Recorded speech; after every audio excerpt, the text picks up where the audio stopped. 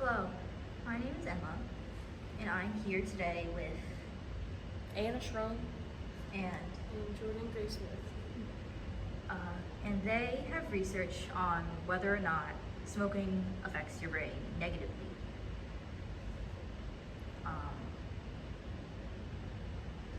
Would you like to say why you wanted to do research on this?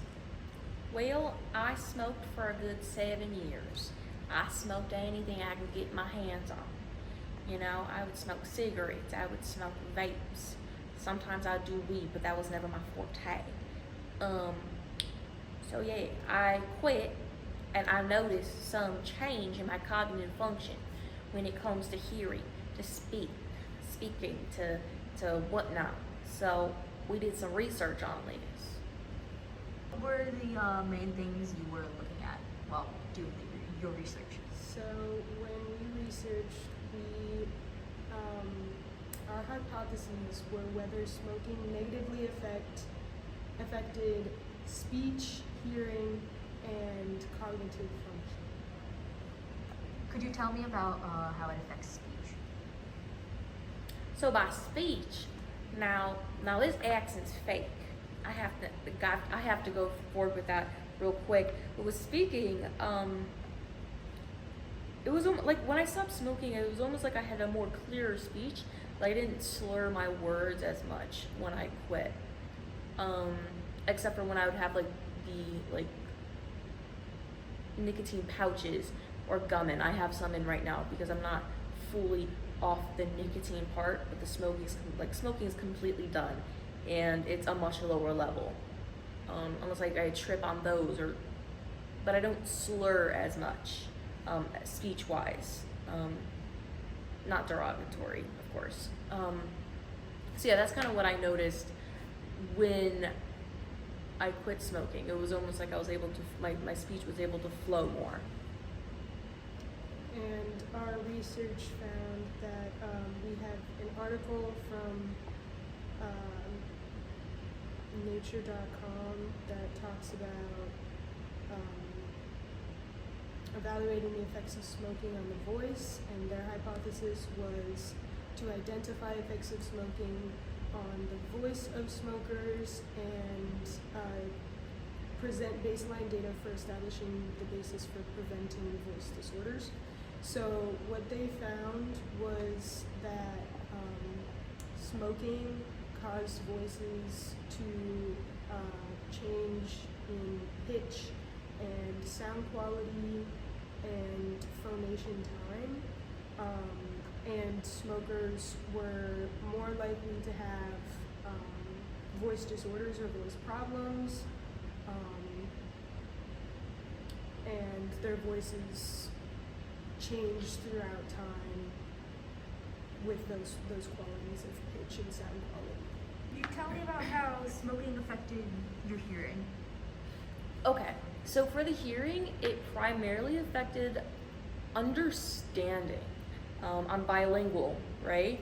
I would have this problem both English and Spanish, where if someone would say something, I wouldn't understand or hear what they were saying as good as I do now. When I stopped smoking, when I lowered my percentage and then stopped smoking, I was able to understand what people were saying better, which is crazy because you wouldn't think that smoking would affect that, but it did. That's kind of what I noticed when it comes to hearing, understanding what I'm hearing, what my senses are telling me. And our research has, from the Natural Library of Medicine, an article on the effect of smoking on hearing status. Their hypothesis was to find the relationship between smoking and hearing loss in various age groups, and so they took a bunch of patients from a hospital who were like randomly selected between smokers and non-smokers, and they were given an audio test in a soundproof room, and their results were that they found smokers to be more likely to have hearing loss. Smoking is found to be significantly associated with hearing loss, typically between the ranges of 26 and 40 decibels. They also found that smokers are 1.69 times as likely to have hearing loss as non-smokers, and just overall that smoking negatively impacted hearing and raised the likeliness of hearing loss. Could you tell me how smoking affected your cognitive functions? Yeah, so Understanding. like So that your would memory, your the memory attention. that would kind of go in with, like I was saying earlier, about like understanding what I'm hearing. That all plays into cognitive function.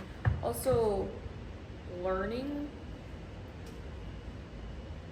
like learning words, having things stick, was affected by my smoking.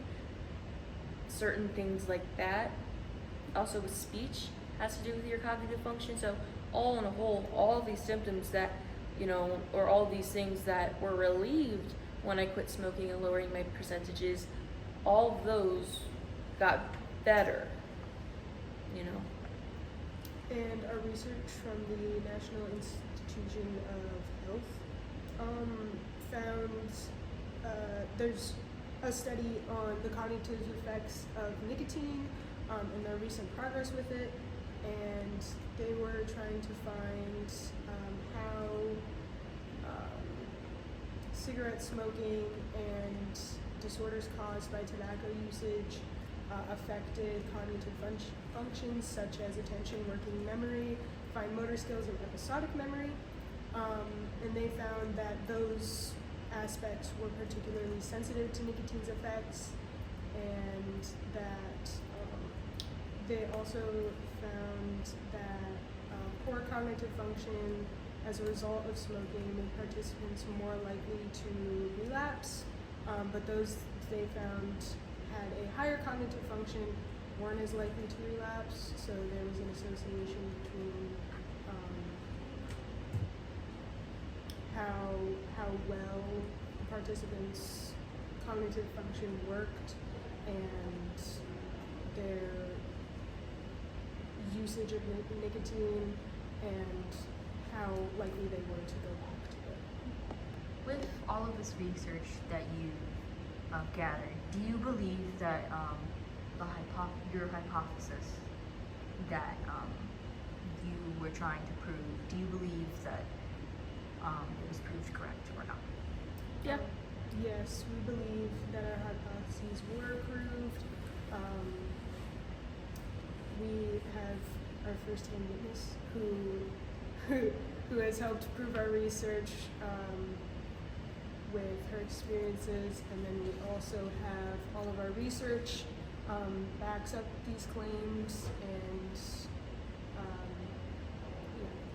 helps us prove our hypothesis. Yeah. And everyone's experience is a little different, but at the end of the day, it did affect my function one way or another. It did. And typically affects most people. And typically affects most people, as seen from our research.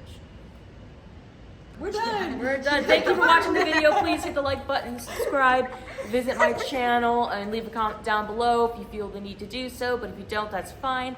And thank you for watching for today.